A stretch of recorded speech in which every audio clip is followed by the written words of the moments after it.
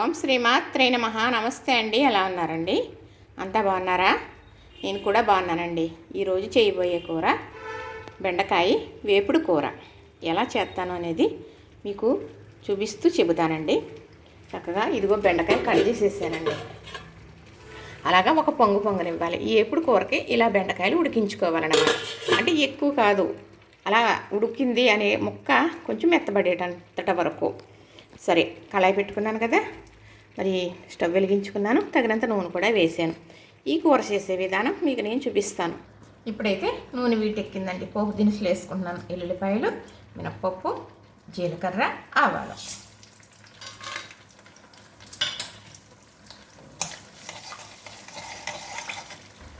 పోపు సగం వేగిందండి. ఈ పోపులో ఎండుమిర్చి వేస్తున్నాను. ఇప్పుడు కరివేపాకు కూడా వేసేసానండి. పోపు అయితే వేగిపోయింది కదా, ఒక ప్లేట్లోకి తీసేసుకుందాం.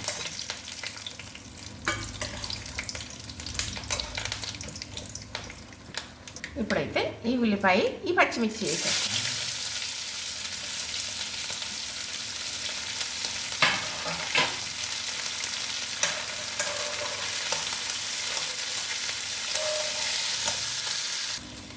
ఈ బెండకాయ వేపుడు కూరకి ఇలా వేడితే సరిపోతుందండి ఉల్లిపాయ.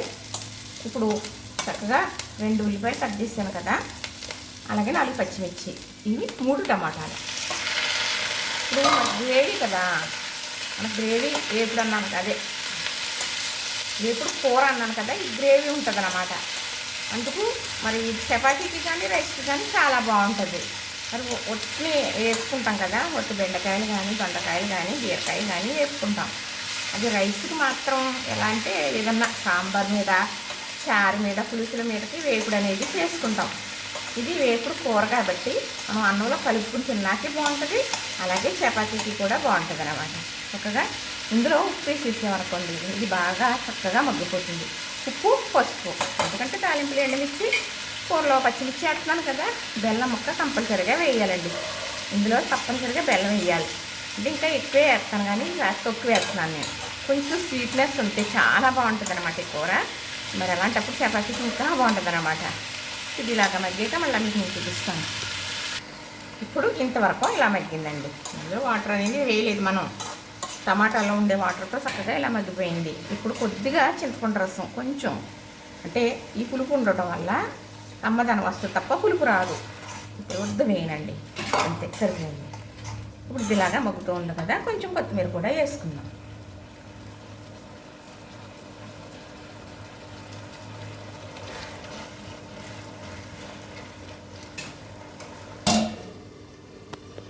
ఇప్పుడు ఇంతవరకు ఇలా మగ్గిపోయింది కదా, ఆల్మోస్ట్ అయిపోయిందండి. ఇప్పుడు మనం కొంచెంగా ఉడికించుకున్న బెండకాయ పక్కన ఉంది కదా, ఇందులో ట్రాన్స్ఫర్ చేసేస్తున్నాను చక్కగా. ఇంతేనండి, వేసాను కదా, ఇది ఇలా కలిపేసి ఒక 5 నిమిషాలు సిమ్లో పెట్టించేవంటే చక్కగా మగ్గిపోతుంది. ఇది మరి ఈ కూరకి పెద్దగా నూనె పట్టదు, ఇలాంటి ఏపుడు కూరకి. అదే మామూలుగా మనం బెండకాయ ముక్కలు కానీ దొండకాయ ముక్కలు కానీ ఫ్రై చేసామనుకోండి, ఆయిల్ ఎక్కువ పడుతుంది కదా, అది చారులకి, పులుసులకి, సాంబార్కి బాగుంటుంది. అన్నంలో కలుపుకుని కొంచెం తినొచ్చు, కానీ అంతా అన్నంతో తినలేము చెప్పాలంటే. వేపుడు ఇది చక్కగా కర్రీలాగే తింటానికి చాలా బాగుంటుంది అనమాట.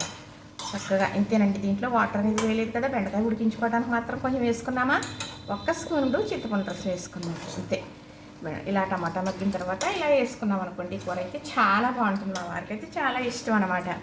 ఇది అన్నీ మా వారికి ఇష్టం అంటారు అనుకుంటారంటే ఇవే తింటారండి, అయినా వేరే ఏమీ తినరు. అందుకు ఇలాగా మార్చి ఇలా చేయడం అలవాటు. ఇది నేనే చేయడం అలవాటు చేసుకున్నానండి, ఎక్కడ చూసి కాదు, ఎప్పుడో పిల్లలు చిన్నతనం నుంచి కూడా చేసుకొస్తూ ఉంటాను ఇది. అయితే రైస్కి అయితే కలుపు తింటూ ఉంటే చాలా బాగుంటుందండి.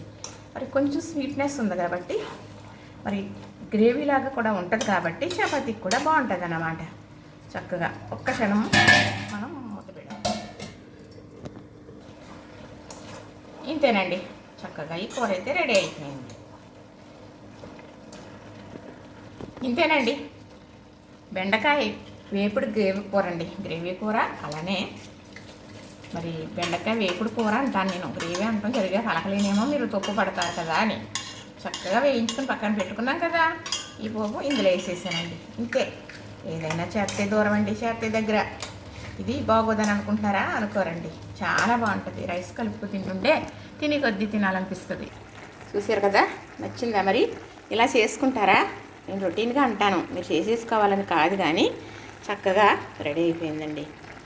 ఇంతే, ఇలా చేసుకుంటే సరిపోతుంది. నచ్చిందా? లైక్ చేయండి, షేర్ చేయండి, సబ్స్క్రైబ్ కూడా చేసేయండి. మరి